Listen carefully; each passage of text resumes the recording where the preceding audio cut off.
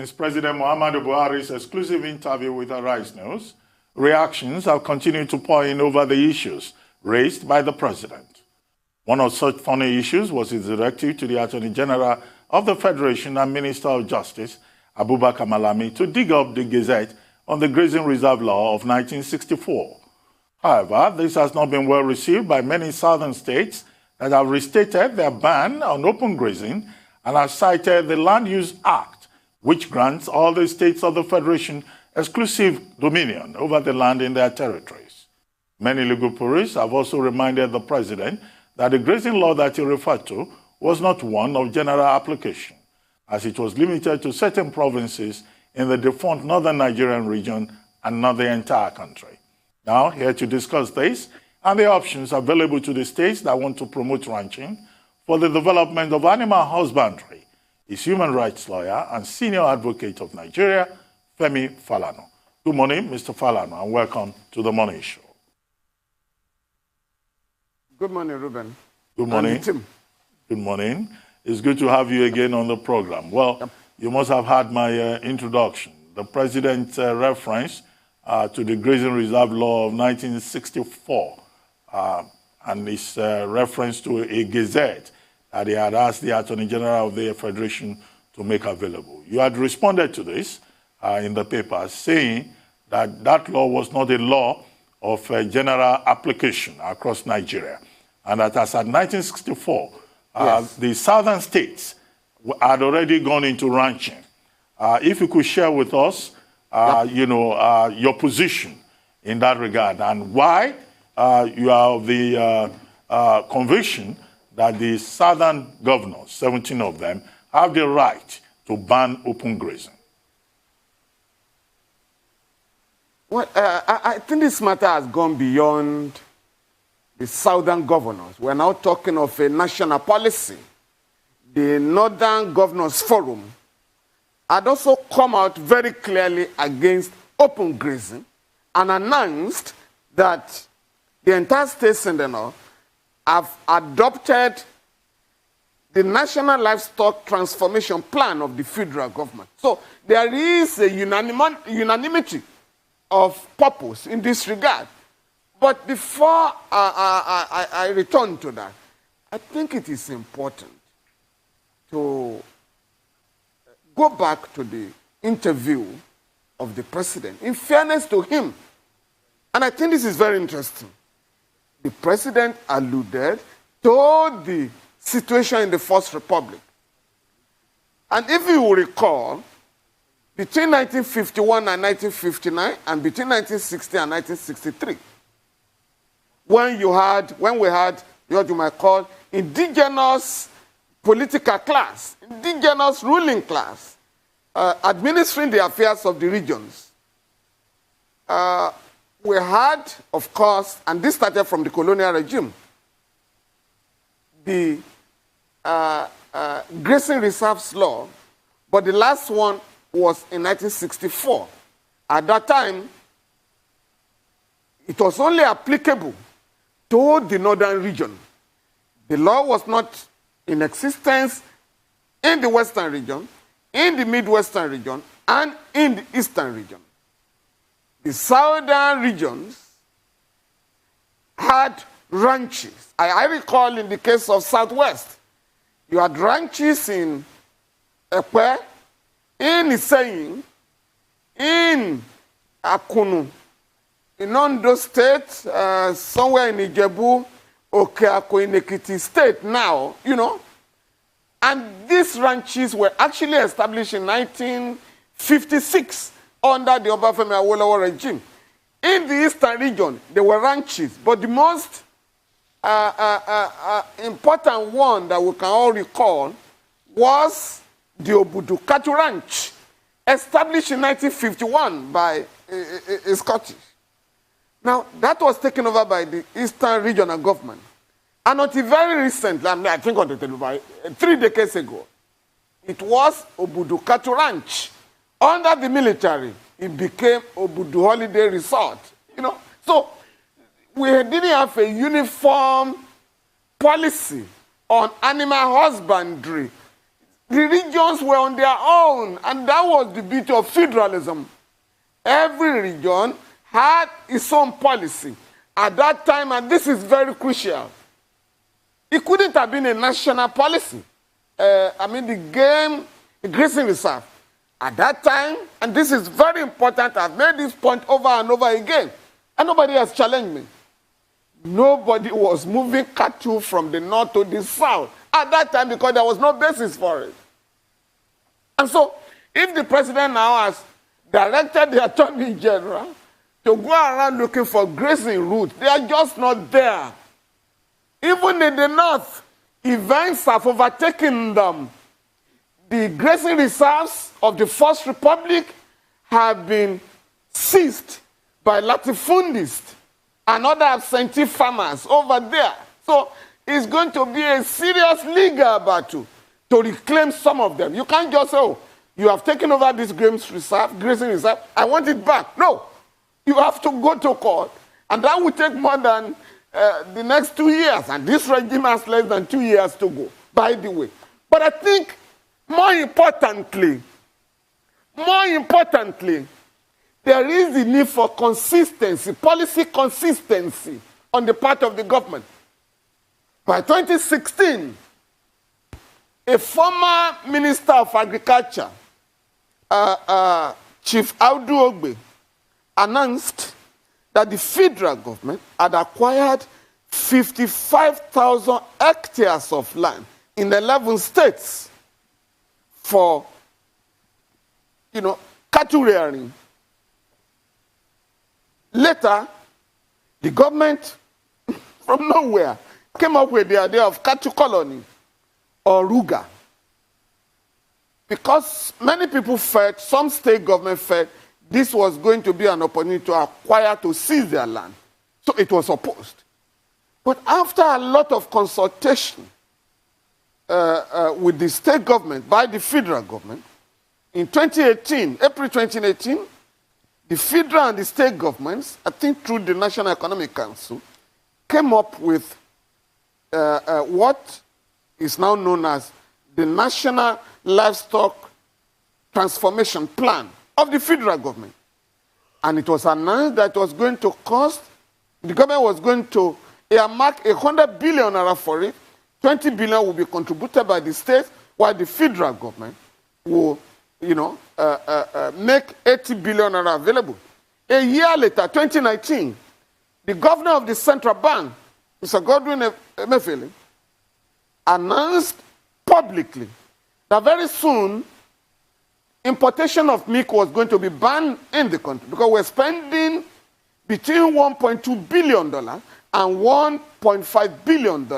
Therefore, the central bank had decided, in line with the policy of the federal government, to make loans available for cattle ranching in the country. So, when the governors, and in February this year, on February 11, the entire 36 governors held a meeting, I think it was a virtual meeting, where they all resolved unanimously to drop the idea of open grazing and embrace ranching in line with the policy of the federal government. And so when the southern governors met in Asaba, frankly speaking, what they should simply have said was that we're reiterating our decision, the decision of the Governors Forum, Nigerian Governors Forum, to ban open grazing and embrace ranching. But in fairness to the Northern Governors Forum, led by Mr. Simon Lalong, the body issued a statement, and this is not a political matter. We have also banned open grazing. Not only have we embraced ranching, Governor Lalong announced publicly that Kaduna State had embarked on ranching and production of milk through Dano, Nasarawa State, Niger State, Zamfara State, and Kano State, and I think Taraba, have begun ranching construction. And today, Kano has the best example in this regard. And hence, Governor Ganduje has repeatedly invited cattle rearers, herders who are displaced in any part of the country to come to Kano. That Kano has facilities for cattle ranching, enough facilities for cattle ranching. This is where we are. So I would like to advise that the Attorney General should fully brief the President to appreciate the level of development in this regard. And I do know that not less than 20 states have applied to the federal government, to the livestock department of the Federal Ministry of Agriculture, for grant to establish ranches. So that's where we are. That is where we are. And as you've quite rightly pointed out and demonstrated through this whole explanation that you gave, the move towards ranching has bipartisan support, has support across all geopolitical zones. It transcends all the things that usually divide us. So why this policy somersault that we heard from President Buhari at this time, hearkening back to a decree that was passed by the premier of the northern region of Nigeria, the late Sadana of Sokoto, Sir Ahmadu Bello, that had no application in the west, east, or midwest regions of Nigeria? Well, I want to believe that the president meant well, but I think there was lack of proper briefing here. Because if you play back the tape during the presidential campaign in 2019, I think the president made the same point. So he has only reiterated, his position without taking cognizance of the development or where the state governments are. And by the way, the applicable law in Nigeria today is the Land Use Act, which has been imposed and entrenched in the Constitution since 1979. By virtue of Section 1 of that act, the Land Use Act, the entire land in every state is vested in the governor on behalf of the people. So the president of Nigeria with profound respect, and there are decisions of the Supreme Court on this matter. The president of Nigeria does not have control over any land outside the Federal Capital Territory. And so this is the position of the law. So the Attorney General cannot go around, without the consent of a state government to acquire any land in any part of the country. Having regards to the fact that the Land Use Act, as a federal enactment, has covered the field, the question of the grazing reserves law is no longer, that law is no longer applicable. The law is spent as far as the, land administration in Nigeria today is concerned. So I think, the reactions that have trailed the interview of the president since last week will certainly send the government to the drawing board to review his position and realign, his position with the current, national position on this matter. I am saying that governors have begun to build ranches in the states. And I've mentioned about 5 states in the north. In fact, the last time, the governor of Kano State announced that he was building about 200, Ruga settlement or housing units in the Ruga settlement in Kano. And I think this was when he was launching the first set of 25 completed housing units for herders. They're going to have schools there for the children of the herders. There will be water supply on a regular basis. Okay. People will plant grass, and so, and this is what ranching is all about. Okay, sir. I mean, a lot has been said about ranching. It will be shocking if we say, okay, ranching has not been done in this country, or we don't even know about ranching. But the question I'd like to ask is it that the Attorney General didn't advise the President when the President did say, like he said in the Arise interview we had with the President, that he should go get the Gazette, for cattle grazing routes? That was what he said. And if the president told the Attorney General to go get the Gazette for grazing routes, is it that the Attorney General didn't tell him that, oh, this is not gazetted? Because prior to this time, there are interviews conducted that the Attorney General did talk about, grazing. Yes. And he defended grazing, and he kept on saying that, oh, we could back this up. And the president did go ahead to say to him, go get me the Gazette for grazing routes, like the president said. Is it that the Attorney General couldn't tell him that this doesn't exist? Because it is laughable now that from all the evidence on ground, this does not exist. Again, you cannot blame the president. He's not a lawyer. So if he was informed, by lawyers, that, oh, there is a Gazette, what do you expect him to say? And the president made it abundantly clear during the interview. I'm not going to oppose my Attorney General. But I'm saying here, there was no time in the history of Nigeria that grazing routes,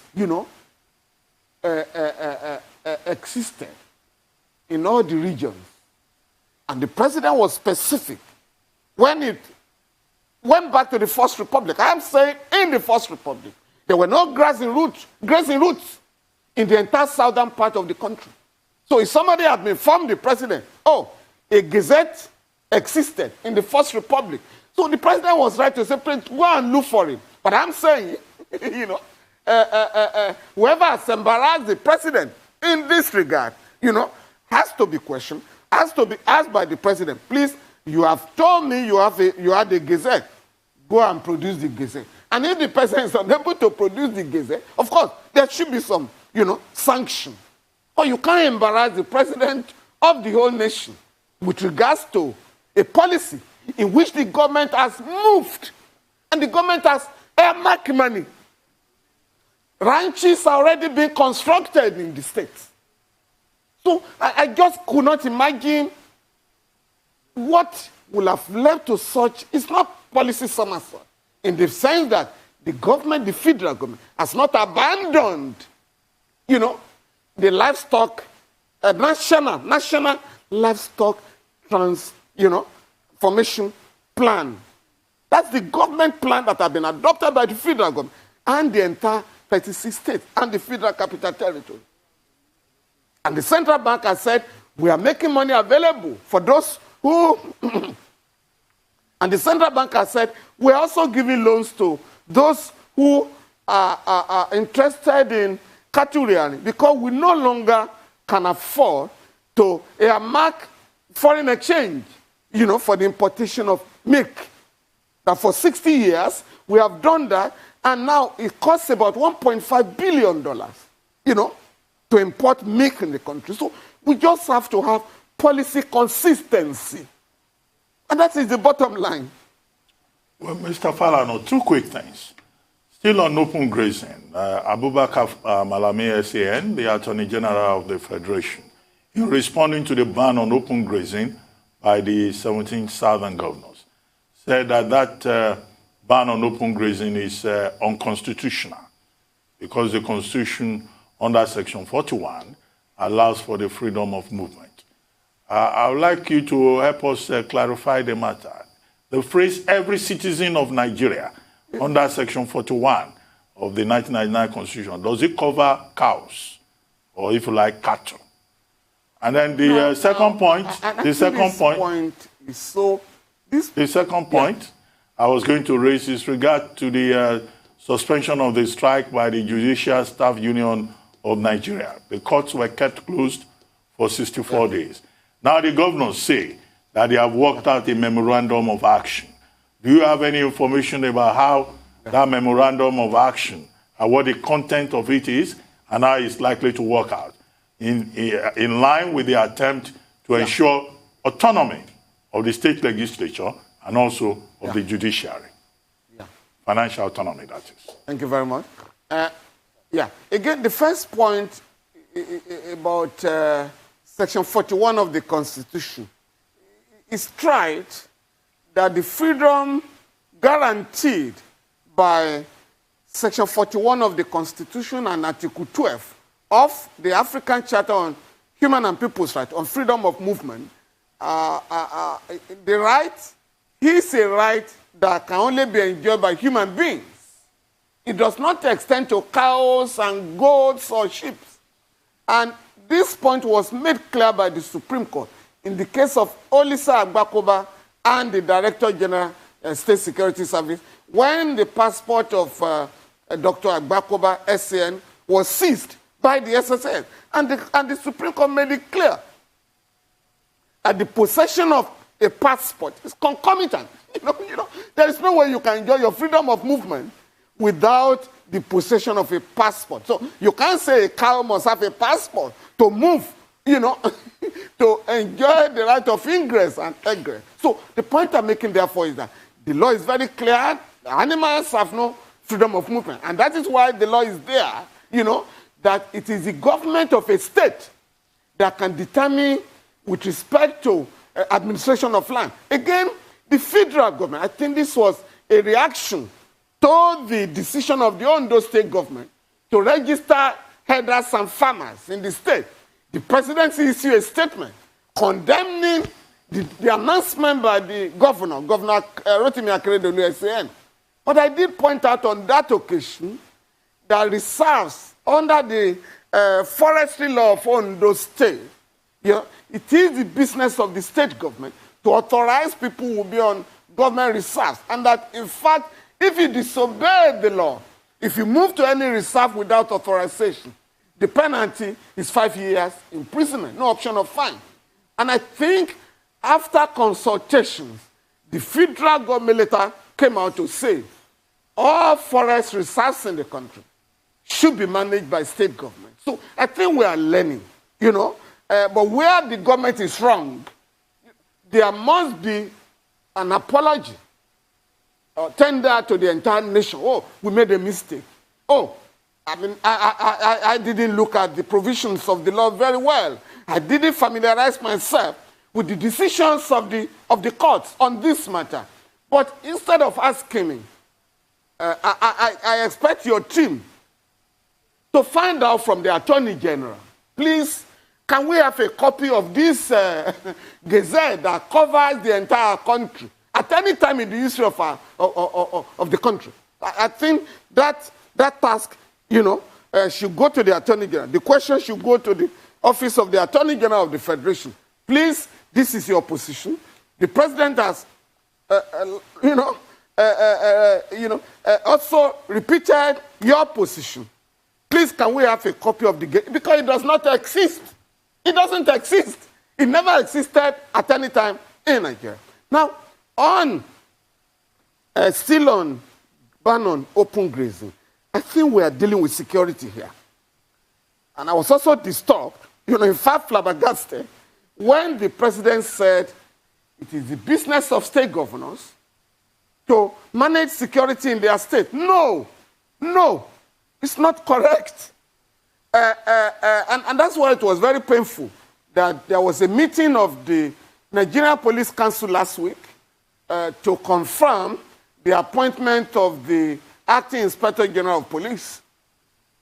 And that was the only item on the agenda. I was very disturbed in the sense that by virtue of Section 153 of the Constitution, which, has established the Nigerian Police Council is established by Section 153 of the Constitution. That body shall be responsible for the administration, organization, and supervision of the Nigerian police force. And so one will have expected that body to meet regularly because the Constitution has vested powers on the president and the governors to manage the police force of the country, Nigerian police force. So if we have joint responsibility towards the maintenance of law and order in the country, the governors cannot afford to allow the president or the federal government to hijack the powers, police powers in the country. The point I'm making, therefore, is that there are 39 members of the Nigerian Police Council. The president, of course, is the chairman, and he has only a vote, one vote. So 36 governors, 36 executives of the states, are members. So at any time, they can overrule the decision of the federal government. But what happens? It is the federal government that decides how many police personnel we should have in the country. It's the federal government that decides, what allocation, should go to the police. But that is not the intendment of the Constitution. Because of our experience in the First Republic, whereby you had gross abuse of police powers, it was then decided in 1979 and 1999 that we are going to have one Nigerian police force that will be jointly administered and supervised by the federal government and the state government. But now today, it's only the federal government that manages. But beside that, all the service chiefs are appointed by the president. All the heads of security agencies are appointed by the president. And yet, when you have a security challenge in any state, all the governor can do, once it's overwhelmed, is to ask the federal government to intervene. In fact, Section 305 of the Constitution provides for declaration of a state of emergency. It's the president that can declare a state of emergency, even though the governor can, set the engine in motion. So it's the president that can adopt, under the Constitution, with the approval of the National Assembly, measures that can lead to the restoration of law and order in any state where, law and order are broken down. So to say that governors should manage the security in their state, and not inform the federal government or request for intervention, I think this is an area the president will have to look at the Constitution and be properly advised. Well, sir, no state governor today can. Yeah. If I may come in here on that note about self-absolution, I'd like your thoughts on the comments made by the Minister of Information and Culture, Alhaji Lai Mohammed, saying that the Twitter ban, it appears that the government is becoming even more entrenched. Whereas you have described this ban as some sort of a slippery slope, that before we know it, all we'll be able to watch and listen to in Nigeria is NTA and FRCN. Now, the minister is saying that Jack Dorsey's activities of fundraising during the NSAS protest and retweeting is tantamount to him being responsible for the looting that occurred. What is your reaction to that? Well, I heard the statement, and I must confess that I was taken aback, because the Honorable Minister of Information and Culture, Alhaji Lai Mohammed, is a senior lawyer. So I expect that he knows the implications of his statements. Again, and this is why the government must ensure that it is consistent. Otherwise, our country becomes a laughing stock in the Committee of Nations. Whereas it was alleged last year that the NSAS protesters be held vicariously liable for the losses sustained by individuals and private individuals and the government. In fact, there was a young man, a gentleman, that sent a very jejune petition to the International Criminal Court, apparently instigated by the government, to hold me. A petition went to the ICC, alleging that I should be held liable for the whole protest and the damage that, ensued. And what was the basis? My son, Falana, is one of the leaders of the movement. 2, I've been providing services, legal services, to those who have been arrested by the government. And on that basis, the ICC was being asked to prosecute me again for crimes against humanity, and genocide. I think this is a new one now that Jack Dorsey, the promoter of Twitter, should now, I hope the government has its evidence, that for exchanging, for passing information across, or for tweeting, which is like holding the local media responsible. It is like holding the local media responsible, including Arise Television, for broadcasting information on the protest. Again, I think this is very disturbing. I do hope that the government will assemble its own team of lawyers, and if it can justify the allegations, of course, allegations of genocide cannot end at the level of a press conference. Otherwise, it amounts to a cheap blackmail. And a responsible government, must never be associated with, blackmail. So if this very serious allegation, if the government mean, to really prove these allegations, it should fight charges in our courts against Jack Dorsey. Because it's a very serious allegation. Very, very highly libelous, on the part of the government to publish that, somebody should be held liable for the killing of people, including police personnel and soldiers, destruction of properties, and so on and so forth. As if this is the first time we are having destruction of property in the country. In 2011, in April 2011, following the announcement of the result of the presidential election, Mr. Falana. In 11 states in the north and Akwa Ibom states, there was carnage. Mr. Falana. 964 people were killed. But nobody had Twitter responsible at that time.